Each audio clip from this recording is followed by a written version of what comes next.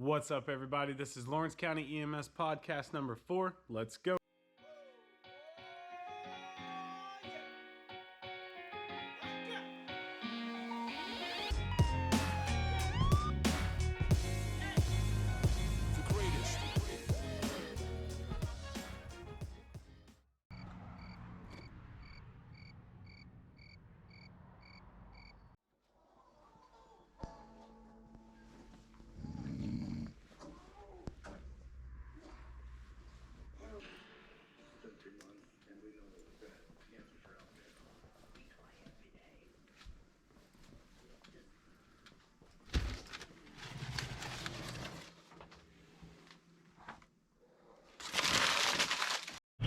A 1415 South 9th Street, 1415 South number 9.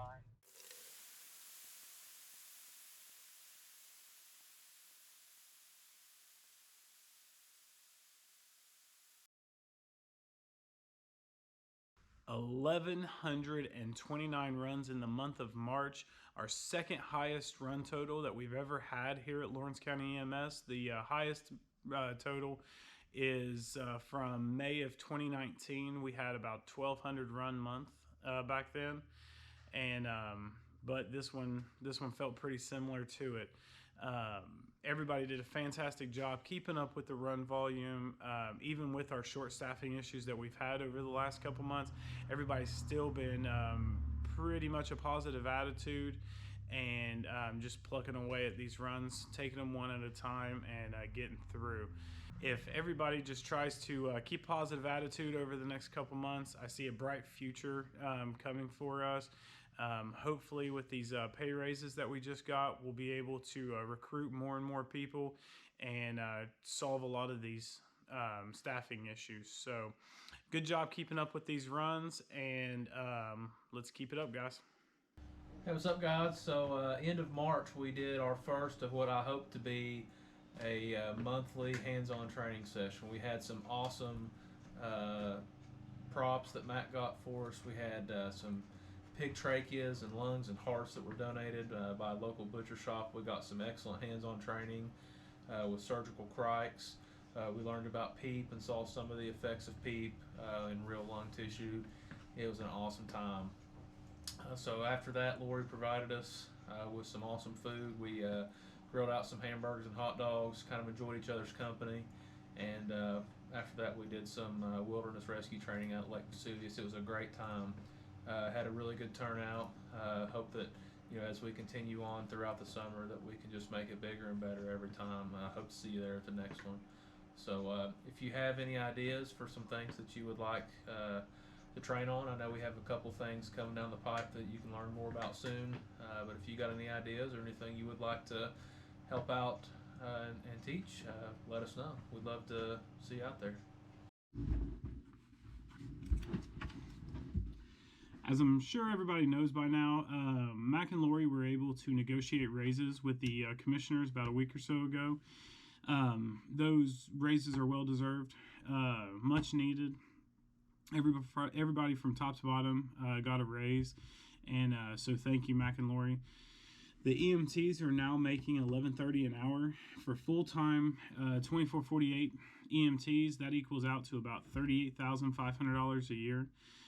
Advanced are now making $12.70 an hour for 24/48 full-time advanced. That's about $42,000 a year.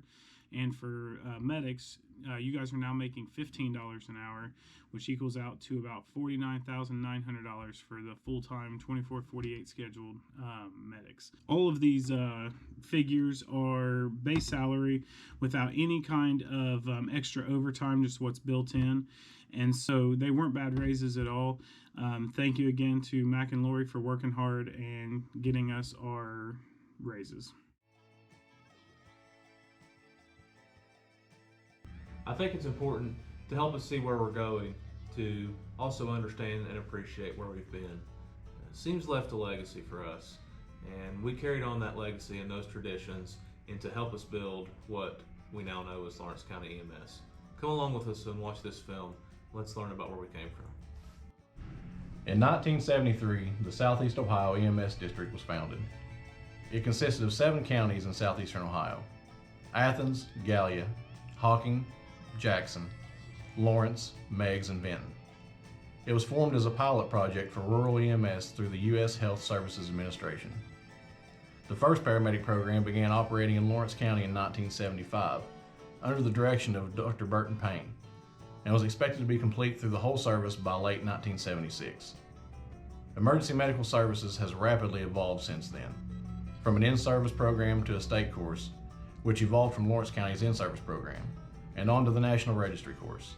Southeast Ohio EMS operated successfully for many years, but eventually some counties chose to leave the district. But by the late 1980s, Lawrence County had 4 stations throughout the county. In 2000, our aid station was opened, enabling quicker response to the more rural areas of the county. By 2010, the 3 remaining counties in the SEOEMS district opted to dissolve and form their own county systems, and Lawrence County EMS was established in 2011. Originally, funding was from the general fund, coming from the 0.5% sales tax, as well as billing. Each year, this led to insecurity in terms of funding as other county agencies continued to require more of those funds. Changes in the Medicaid tax ultimately forced the agency to petition for a levy, which was passed in 2017, in large part due to the support of Dr. Burton Payne, who had such a strong presence in our very beginning. With his support, as well as the support of so many others who had been deeply involved in SEOEMS history, and with the legwork of many employees, Lawrence County EMS is now supported by a 2 mil levy, increasing our funding by approximately 40%. And we're fortunate enough to have employees who have, in their lifetime, witnessed the entire evolution. Starting her career in 1979, a young woman would go on to thrive in EMS and make her mark for 40 plus years. What station were you originally assigned to? At the Chesapeake Station at Chesapeake Fire Department. You had to go outside and down the steps, around and into the bay in order to get to your truck. And those steps in the wintertime are very slick. Many people fell down them. When you began your career, how many trucks were stationed in Lawrence County? We had, in Lawrence County, we had the same, 2 trucks in Ironton, 1 truck in South Point, 1 truck in Proctorville, and 1 truck in Chesapeake. And that's where I worked at. We had the trucks, the F-150s with the big box on the back of it, which was huge at that point. The oldest truck we had would have still been one of the boxes. And then we went to vans, which were horrible. We had 1 truck that everybody who worked with SEOEMS knew. It was a yellow truck, and it was a Dodge van that was cut down the middle, split apart, and a section put in the middle of it. It was, and we called it the Hindenburg because it was about that size, and it looked horrible. But that was the worst truck we ever had, and thank God it went away. When you started in EMS, what was the pay and what benefits were offered? The full-time medics worked 24 on, 24 off every shift. So there was 2 full-time medics per truck. The part-timers in 1979, if you didn't get a run, you didn't get paid. That's the way it was. And if you did get a run, it was $4.50 for call out, and then whatever your hourly wage was, which wasn't very much. If you got an area coverage, that didn't count. You didn't get paid for that. So if you worked for 3 months and you didn't get a run, which was likely at Station 14 with Rome, you just didn't get paid. You volunteered your time. How would you compare the original protocol you hired in with to what you have to work with today? Oh my. We had a tremendous amount of drugs on the truck, but not a lot of leeway to use them. You had to ask permission. We had a standing protocol, but it was more so for cardiac arrest and we had a tremendous amount of drugs. I mean, like you just opened up the bag and just threw everything you had at them. Compared to what we have now, with the protocols we have now, we are so far advanced than where we were at that point. I mean, you had to transmit your EKGs to Lawrence County Hospital to the coronary care unit for the nurse to look at the EKG to make sure that you knew what you were talking about, and then give you permission, yes or no, you could give something. EMS has evolved so much in a short time. Can you think of one thing that was standard practice when you began your career that would surprise new employees today? That if you started an IV on a patient, then that patient was critical. They were going down the tubes, because it was very seldom that you ever started an IV on a patient, and even more seldom that you ever put gloves on. What one piece of equipment do you have available to you today that you wish was there when you began your career? CPAP. Because whenever I first started, you didn't have that available. So if you had a respiratory patient and they were struggling, you ran like hell to the hospital, or you waited until they stopped breathing in order to do something for them. That's all you had. So what have been the major changes that you've seen since 911 became a thing?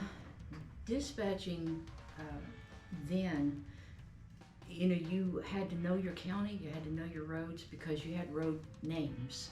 There wasn't a county road or a township road. There wasn't any way to find a house other than the instructions that the dispatcher, who were very good with SEOEMS, because they had to be in order to get us where we needed to be.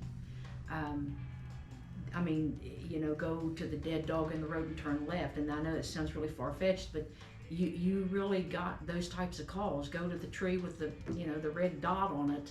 And, you know, I mean, that was the type of dispatching that we got. But with that, like I said, we knew exactly where we were going. Dispatching now with the township roads and the county roads, you know where you're going if you get the right address. And I think that dispatchers today have evolved just as much as the medics and the EMS personnel as, you know, the dispatchers then, because they had to work really hard to get the information they needed. All right, tell us about the first call of your career, or the first call that stands out to you. The first call that I really remember was my first DOA. And it was, I mean, it's one of those calls that I was scared to death to go on, because I was like, oh my God, I don't want to see a dead body. And if I do see a dead body, what am I going to do with it? Because I know I'm not going to touch it. That's just where I was. And I was scared to death all the way out there. I mean, I can vividly remember everything about that call, even what the patient looked like. But I mean, he was definitely a dead body, and I definitely did not touch him. That was the charge medic's job, not mine. So that's the call that I really remember. Never lose your compassion for your patients. Never be disrespectful, and always treat your patients the same as you would treat your family. Never be disrespectful to the family, and just keep your heart in it. Don't ever let it be just a job. Always make it be just something that is just in you that you need to do. And if you can't do that, then you have no business in here. Strong, honest, and dependable, Cindy is everything you want in a paramedic and an even better human being. What station were you originally assigned to? You weren't assigned to a station. Like, if you would work, like you would work. You didn't have a set station, but most of my time was at Station 13, which was in Chesapeake. We started out upstairs, and then we ended up moving into a trailer out back of the sewage plant.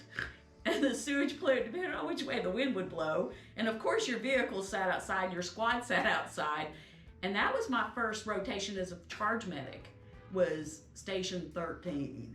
And that's when Dave Ridenauer was there. I believe Vonda was there. Lonnie might have been there, Lonnie Best. And I just remember like enjoying my job. You know, we didn't get paid much, and just enjoying helping people. And that was, we were in vans. Like, I didn't know what a box truck was. I remember like the taller people trying to stand up and knocking their heads out on the bar, even though they knew it was there, you know, at 3 a.m, and just episodes like that. And that's what I remember. When you started in EMS, what was the pay and what benefits were offered? What were benefits? I was part-time. Like, I got called in to work, and it wasn't union, so you would pick up shifts here and there, and it was probably $5 an hour. I was an EMT starting brand new out, and I got no benefits. There was no sick pay, there was no health benefits. You came to work. You remember what your wage was when you first became a paramedic? Oh, that was low too. I was thinking $7 or $8 an hour.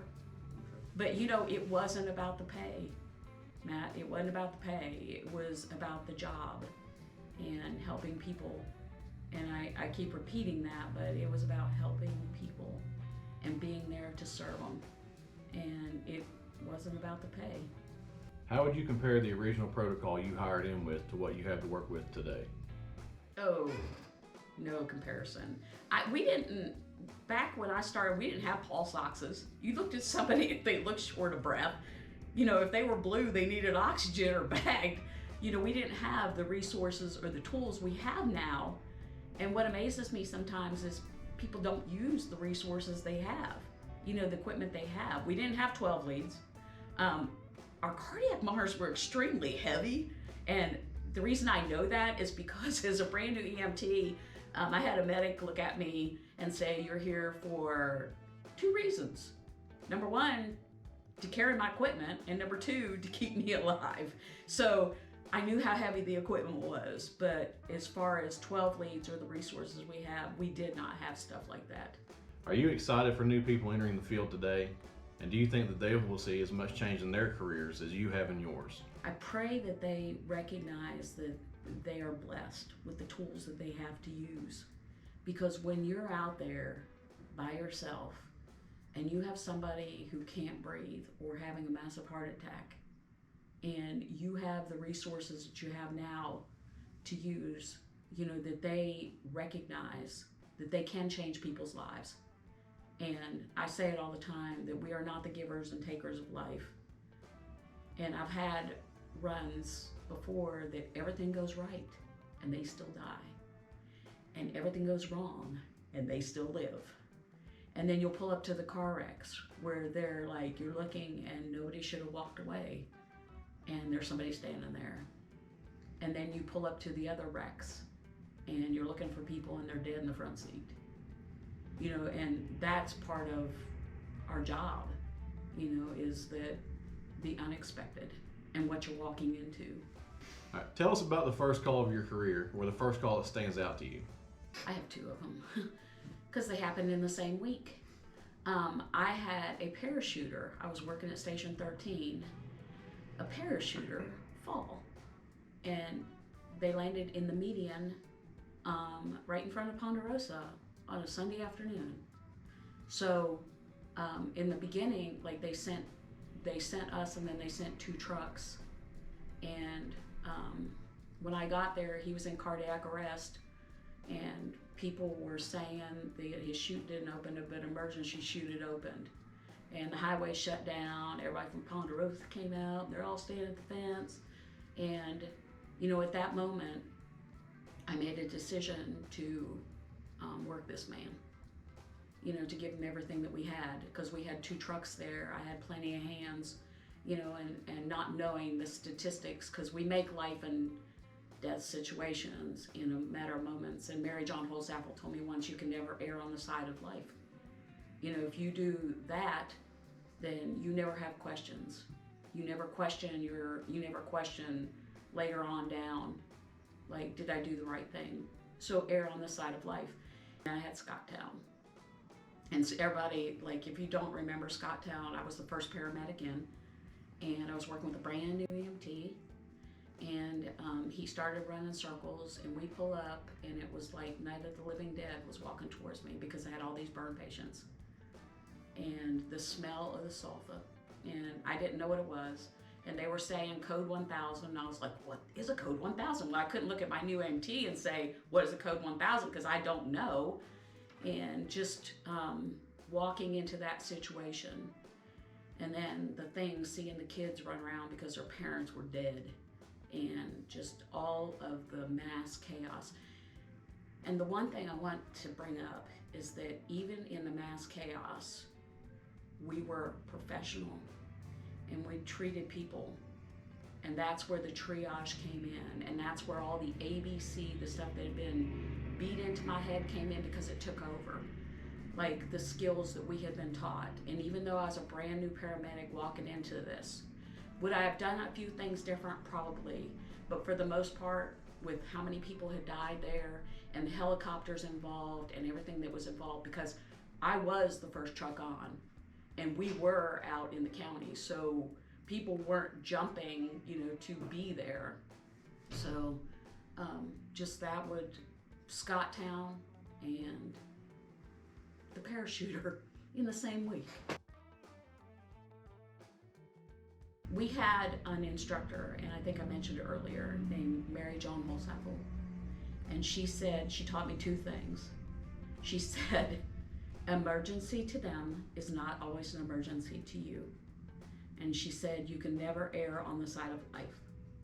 And if I don't remember anything else that she said, it was those two comments that she taught us, that she beat into our heads, because an emergency to us usually involves a lot of equipment, other things going on, trauma alerts or heart attacks or CHFers. But you get those calls, usually in the middle of the night, where a little lady who weighs 100 pounds soaking wet, her husband fell 3 hours ago, and they've called family and nobody came. And they call 911. That was their last resource, to come and pick her husband up off the floor because she couldn't do it. And then you get those calls where, I'll never forget it, they teach these kids at school to dial 911 in an emergency. And we went to South Point, we got called on an unknown call. You know how those are, you never know what's gonna happen. And they were telling me we had a hard time finding the apartment because of the directions, because actually the one who had called 911 was 5 years old. And his father was unconscious for we don't know how long. It was drugs, and his 2-year-old sister was there. And he had climbed on the top of the refrigerator to try to get the cereal box down to feed his sister. And his dad was laying there unconscious still, and there's paraphernalia laying all around. But 911, that's who we are. And when you call that number, when they call that number, they know somebody's gonna come. So, and one other one that I will never forget, forget all the big traumas that we've had or the other ones, is this little lady got called on DOA. It was in the beginning of my career. And I get there, and it's out in the county, and I pull up, and it's like 4 or 5 in the morning, and we walk in, and this little lady was standing there, and she had a really hard time seeing. She was trying to take us to where her husband was, and he was laying on the bathroom floor, and he was cold. And I said, I'm sorry, ma'am, there's nothing we can do. And I said, how long ago did this happen? And she said, hours ago.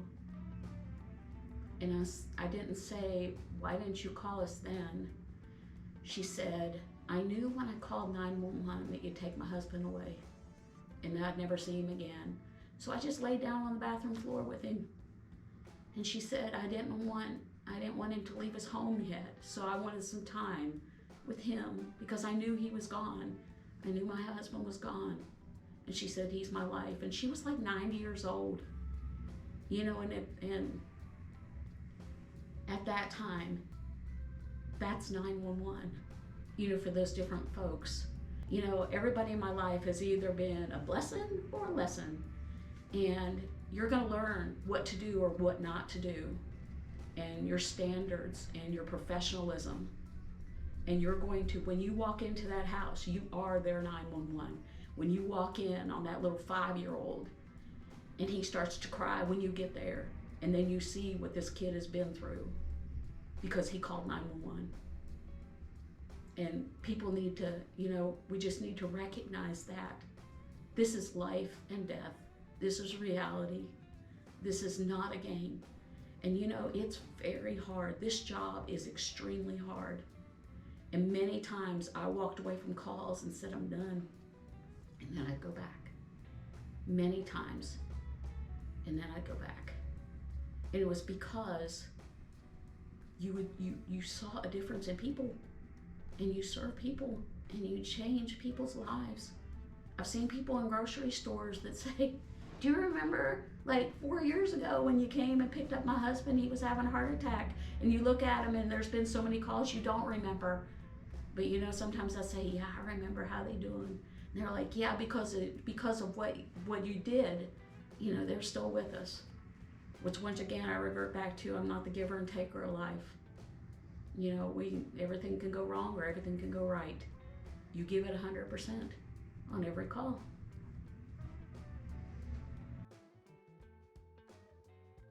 As one of the last employees hired by SEOEMS, Aaron has spent the last 10 plus years redefining the standards in which EMTs judge themselves by. When you began your career, how many trucks were stationed in Lawrence County? Oh gosh, to be honest, I can't fully remember.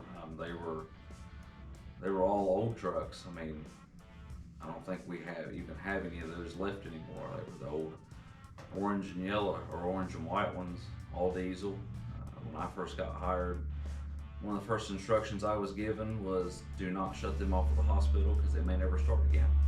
When you started in EMS, what was the pay and what benefits were offered? Well, I made like $8 something an hour starting out at SEOEMS. $8.75 maybe, I think, something around in through there. As far as benefits, we have the state retirement, but I don't think, I couldn't have insurance as a part-time employee then, but other than that, that was what we had. How would you compare the original protocol you hired in with to what you have to work with today? As far as for a basic EMT, it's much broader now. We're allowed to do a lot more stuff, which I really like. What one piece of equipment do you have available to you today that you wish was there when you began your career? I think the improved stair chairs we have are phenomenal compared to the old ones. Because the old ones, you wore yourself out. These are so much better and so much safer for the crews and for the patient also. All right, tell us about the first call of your career, or the first call that stands out to you. Right, first one that stands out being my first cardiac arrest. That'd be with Eric Best. So I was scared to death, and there was no Lucases, there was no thumpers, none of that stuff. It was hands-on, and CPR on some people is very difficult, especially if they're bigger. And this guy was a rather large man, and my first ever time on a real person, not a mannequin in class, and I was absolutely wore out. But Eric was very good. I told him, I said, I've never done this before. You tell me what you want, and I'll do it. And he just guided me along, and it went fine. Listen to the medics that have been here a long time, and learn as much as you can. Ask as many questions as you can. There's like this I don't know if you want to call it pride or what it is. People come in and think, well, I already know everything. I've got this job down. And I'll tell you, you will always see new things and things that will throw your game plan off. So listen to the people who've got experience. Don't be afraid to ask questions, and just pay attention. Hope you enjoyed that as much as I did. It was really great to hear some of the stories and to learn more about where we've came from and how we got to where we are today. Our next video in the series, we're going to talk about the future of Lawrence County EMS and where we would like to see things go in the future. Hope you're as excited about it as I am. See you soon. The greatest.